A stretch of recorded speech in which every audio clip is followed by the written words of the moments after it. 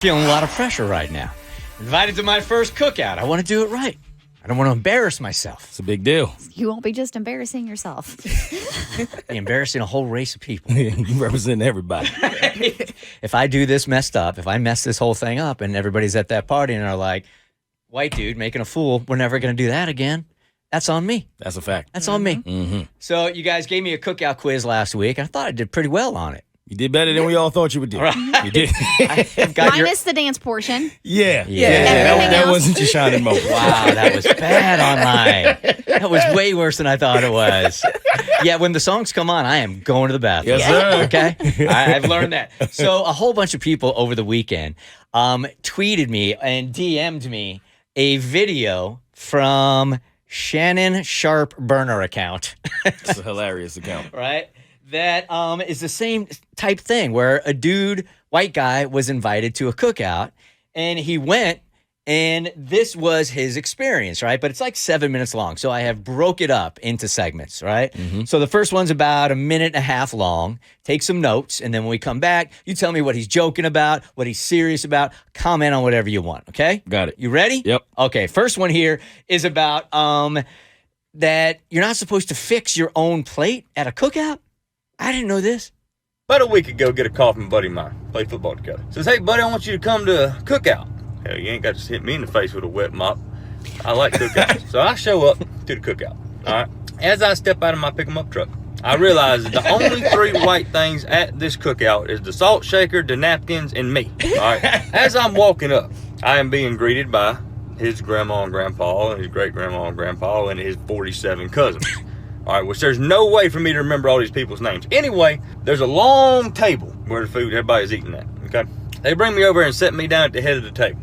I'm already really uncomfortable at this point because I don't know what's about to happen. Well, they say the blessing and I get up to go fix my food. Well, I was not aware that at a black cookout, you do not fix your own plate. They fix your plate for you. Now, they bring me a whopping Dixie plate that some bitch is rounded off like this with barbecue, okay? And I'm gonna eat it. Don't get me wrong, I don't waste food, I'm gonna eat it. So as I'm sitting there munching away, you know, just kind of getting my bearings about where I'm at, these two ladies walk up to me, two of his aunties, with two different potato salads, all right? They say, we want to get your opinion on which one of these is better. Now, apparently just because I'm white, I'm supposed to know the different calibers of mayonnaise. Well, I ain't finna piss nobody off at this cookout, okay? So I ate both of them, and I told them that they were just so damn good, both of them, I couldn't pick one. All right, so we got a little to chew on here. All right, help me out here. All right, so you're not supposed to fix your own plate.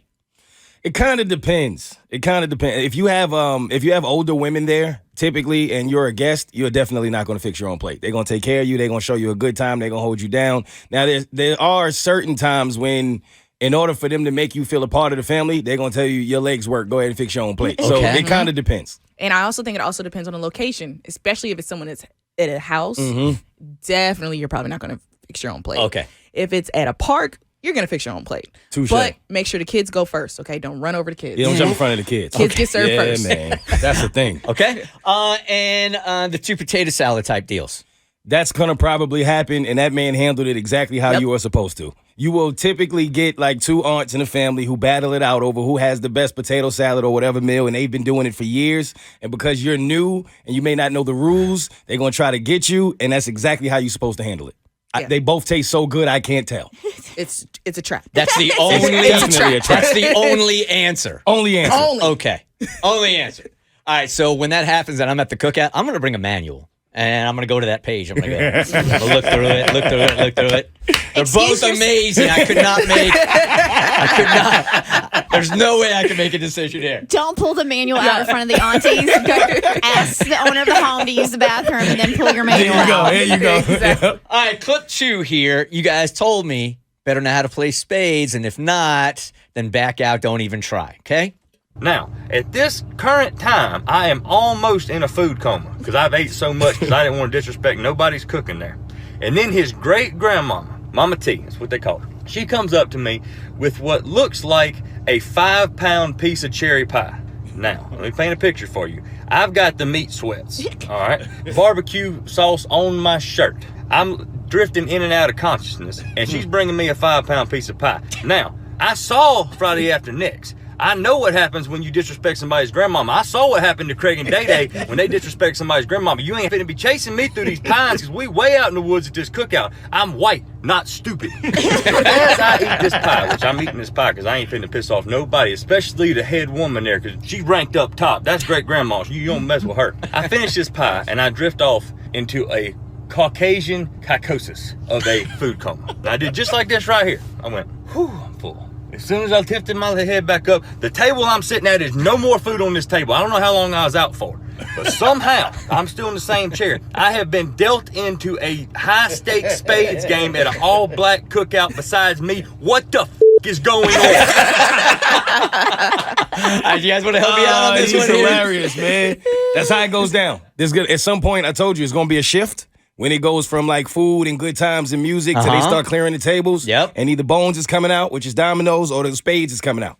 One or two is happening. And if you are not a spades guy like that, by any means, you make sure you find a way to not be at that table when the game starts. Okay. But he fell asleep and he was at that table, so he got dealt in. So here's the thing: don't fall asleep at the table that they're gonna play spades. People It's going to be the really- same table where they eat. People So- really fall asleep at the tables? You eat a lot. Yeah. If you eat enough or drink too much, it happens every time. All right. So, and under no circumstances, play if I don't know what I'm doing. It gets real, man. That's gonna be the first time you see people get disrespected in a way where it's actually friendly, but it's not at the same time. Okay. Hang on to that energy because I got 2 more to play you guys later. Let's do All it. right. I need a 100% playbook, a game plan going into the weekend. We're gonna get you right. The Bert Show. Like what you just watched? Well, you can get a lot more of The Bert Show for free on Apple, Spotify, or wherever you get your favorite podcasts.